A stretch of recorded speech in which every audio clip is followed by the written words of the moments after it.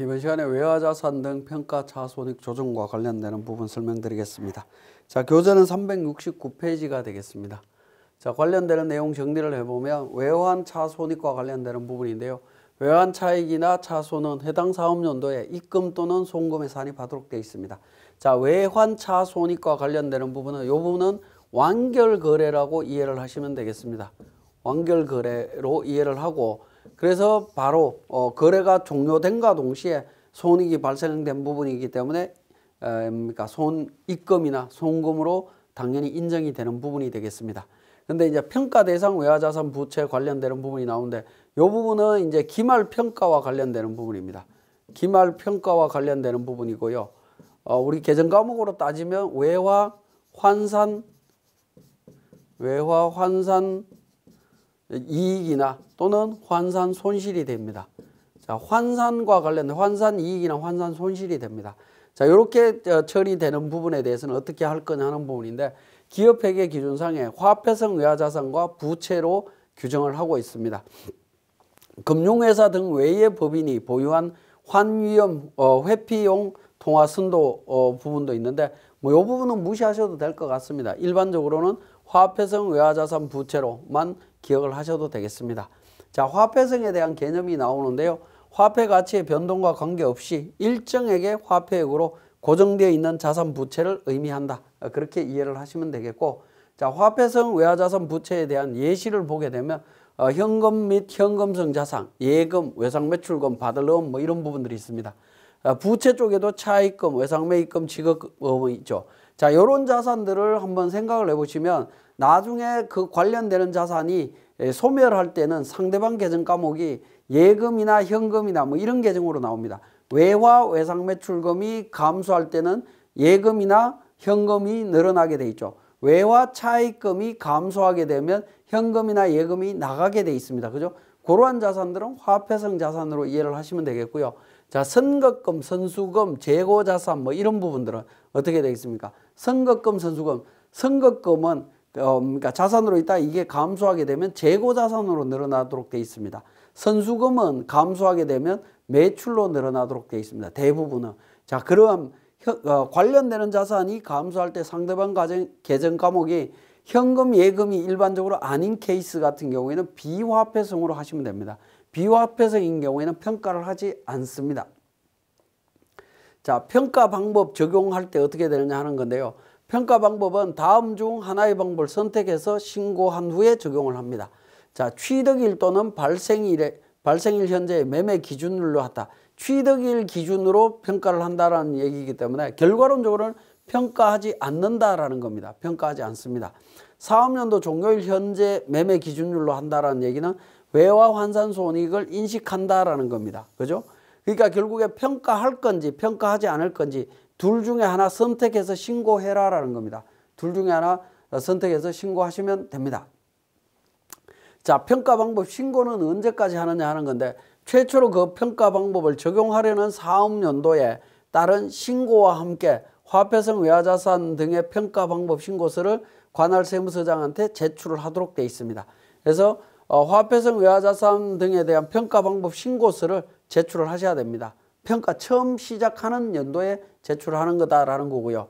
이렇게 제출을 하게 되면 신고한 사업연도 포함해서 5개 사업연도까지는 계속 적용해야 됩니다. 결국에 5년 동안 계속 적용해야 된다라고 보시면 되겠습니다. 자, 외화자산 평가 방법 신고서가 되겠습니다. 화폐성 외화자산 평가 방법 신고서인데요. 신고서 내용을 보시게 되면 결국에 여기에 나옵니다. 금융회사 등 외의 법인에 대해서 계약 체결일 현재 매매 기준일 등으로 평가, 사업연도 종료일 현재 매매 기준 등 평가해서 어떤 거 선택할 거냐 하는 겁니다. 연말에 평가하는 걸로 한다면 하단 부분에 있는 이 부분을 선택하셔야 되겠죠. 선택을 하시는데, 자, 보시면 신고인 정보에 평가 방법 적용 사업연도 개시일이 나옵니다. 예를 들어서 21년도부터 선택한다라고 하면 2021 1월 1일부터 12월 31일까지 이렇게 신고를 하셔야 되겠죠. 그러면 이렇게 해서 신고를 하시게 되면 이 날로부터 5년 동안 21년도부터 5년이죠. 그래서 2025년 12월 31일까지는 계속 적용을 해야 된다라는 겁니다. 요 날 이후에 변경할 건지 말 건지는 선택하시면 됩니다. 변경하지 않는다라고 하면 계속 적용하시면 된다라는 거죠. 최소한 이 5년 동안은 계속 적용이다라고 이해를 하시면 되겠습니다.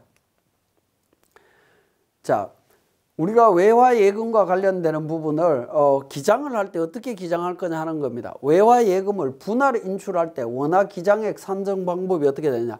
선입선출법을 적용하도록 되어 있습니다. 선입선출법을 적용하는데 이동평균법을 적용할 수도 있다. 이동평균법에 따라서 계속 기장을 했다면 이동평균법으로 갑니다. 자, 매매 기준율 등 환율 적용 방법은, 환율 확인 방법은 서울 외국한 중개주식회사라고 하는 사이트에서 확인을 하시면 되겠습니다.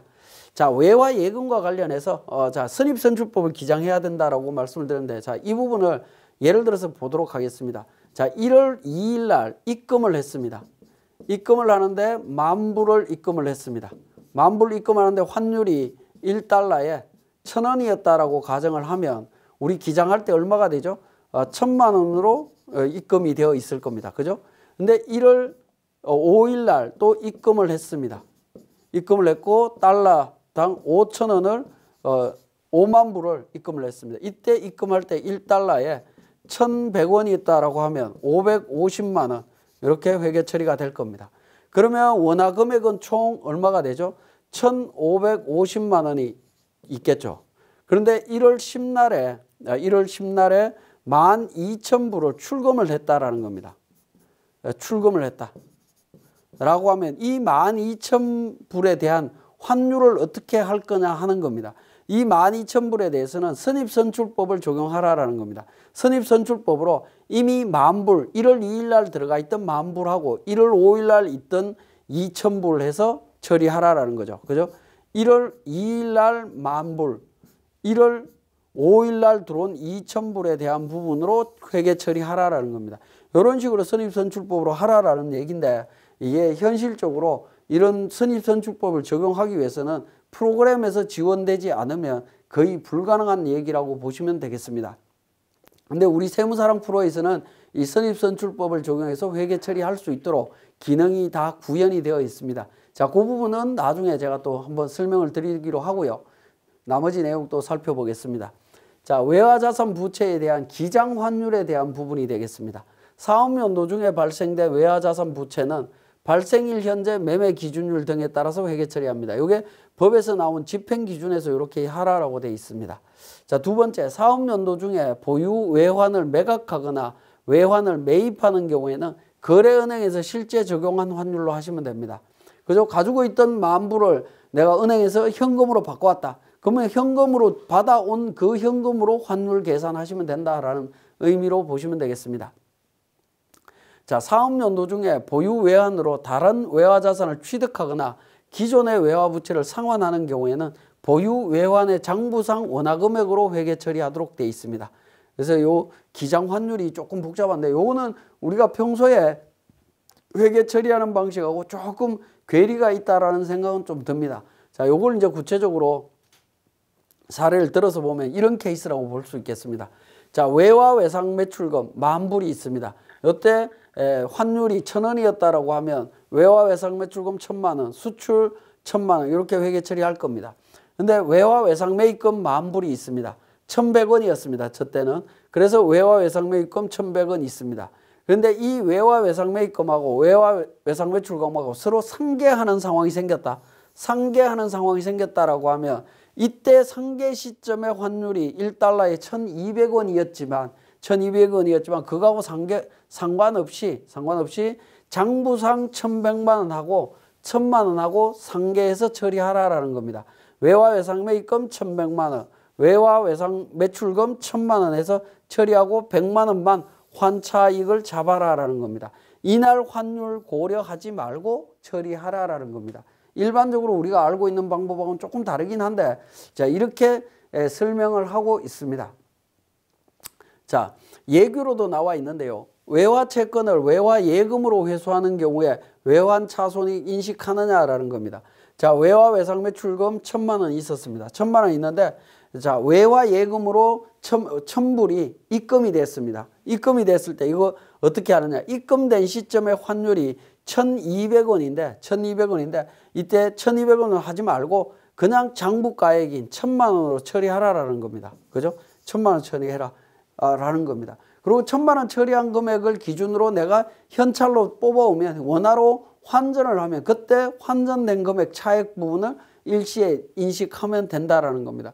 근데 우리는 대부분 실무에서 회계 처리하실 때는 대부분 이걸로 회계 처리하면서 환차익을 잡고 있습니다.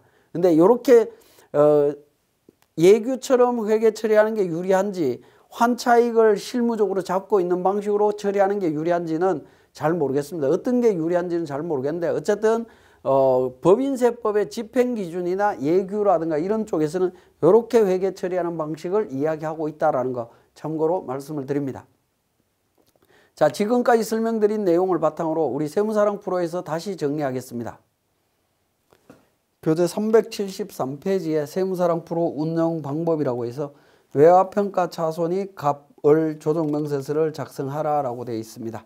자, 회사 보유 외화자산은 외화예금하고 외화장기차익금이 있습니다. 이거는 뭐 재무제표를 통해서 확인하시면 되겠고요. 당해 사업연도 말 환율 나와 있고요. 나와 있습니다. 자, 평가차손익과 관련되는 부분 한번 확인해 보겠습니다. 자, 회계관리 쪽에 와서 합산을 통해서 평가차손익 조회를 해보겠습니다. 외화 환산 손실 1000만 원 계산이 되어 있는 부분 확인하실 수가 있고요. 그죠? 그래서 장기 차익금과 관련되는 부분일 겁니다. 장기 차익금과 관련해서 평가 손실 계산이 되어 있습니다. 자, 그 다음에 외화 환산 이익과 관련되는 부분 220만 원 계산되어 있는 거 확인하실 수 있습니다. 이거는 외화 예금과 관련해서 계산을 했습니다. 자, 이걸 바탕으로 해서 우리 평가와 관련되는 부분 확인하도록 하겠습니다. 자, 법인조정에서 우리 정보를 보니까 세 번째 정보를 보니까 회사는 기업회계 기준에 따라서 외화자산 부채를 평가했고 사업연도 종료일 현재 매매 기준율에 의해서 그러니까 외화자산 부채에 대한 평가 방법 신고서를 제출할 예정이다라는 겁니다. 이번부터 처음 신고를 한다라는 거죠. 그래서 과목별 세무조정 로마 숫자 2번에 보시면 네 번째 화폐성 외화자산 등 특별 계정 평가 방법 신고서가 있습니다. 자, 특별 계정 평가 방법 신고서를 F12 불러오기를 통해서 작성을 합니다. 자, 그리고 평가 방법 적용 사업연도 개시일 2021년 1월 1일부터 적용하는 걸로 했습니다. 그리고 평가 방법은 사업연도 종료일 현재 매매 기준율로 한다라고 해서 2번 선택했습니다. 자, 이렇게 해서 평가 방법 신고서를 제출하고 나면 5년 동안 평가를 하시면 되겠습니다. 자, 평가 방법서 제출하고요. 자, 그 다음에 과목별 세무조정 로마 숫자 1번에 2번이죠. 2번에 보시면 그 밑에 외화자산 평가 차손익 조정 명세서가 있습니다. 자, 평가 조정 명세서에서 작성을 합니다. 자, 작성을 할 때 보시면 외화자산 부채와 관련되는 부분, 외화자산과 부채는 그러니까 입력을 하는데 입력할 때 계정 과목별로 입력하는 것이 아니라 외화자산별로 입력을 합니다. US 달러, 지금 자료가 제시된 것은 US 달러로만 제시가 되어 있습니다. 그죠? US 달러로만 제시되어 있기 때문에 외화자산 종류 US 달러에서 34,000불입니다. 자산은 34,000불이고요.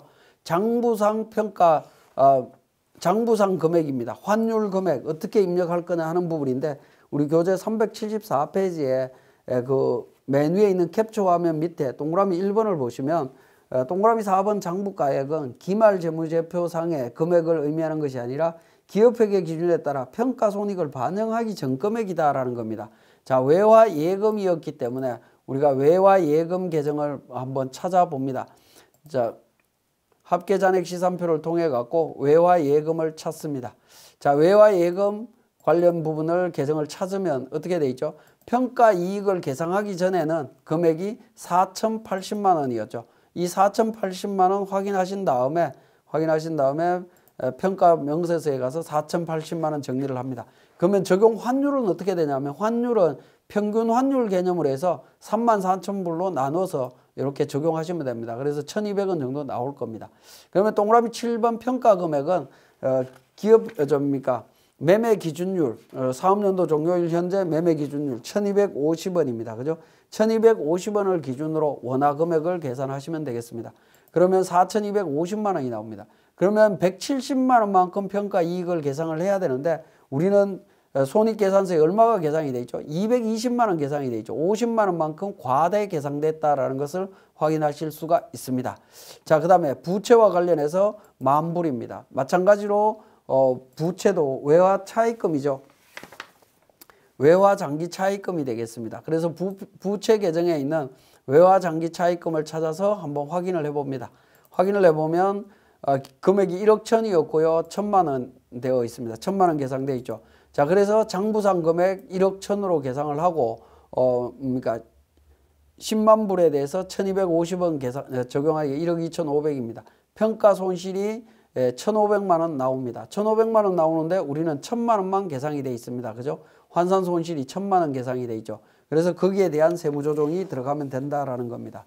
자, 그렇게 작성이 되고 나면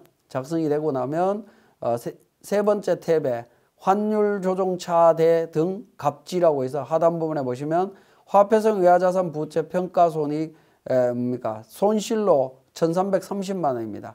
근데 회사에서 계상한 금액은 얼마냐라는 부분인데 회사에서 계상한 금액은 1,000만 원 손실에다가 이익 220 잡혀 있습니다. 그죠? 그래서 780만 원이 손실로 잡혀 있습니다. 그러면 550에 대해서 세무조정하라라는 멘트로 나타날 겁니다. 자, 그러면 F4 한번 조정 등록을 통해서 세무조정을 해주시면 됩니다. 자, 이때 세무조정 하실 때 우리 교재의 374페이지에 있는 것처럼 외화 예금과 외화 장기 차입금을 자산별로 구분해서 이렇게 세무조정을 해주시면 좋을 것 같습니다. 왜냐하면 유보잔액이 관련 자산과 연계되어 있기 때문에 그렇습니다. 그래서 유보잔액은 세무조정을 하실 때 관련 자산별로 세무조정을 해주시는 게 나중에 사후관리라든가 이런 쪽에서 훨씬 편리합니다. 그래서 자산별로 세무조정을 해주시면 되겠습니다. 자, 지금까지 외화자산평가 차손익에 대한 설명을 마치겠습니다.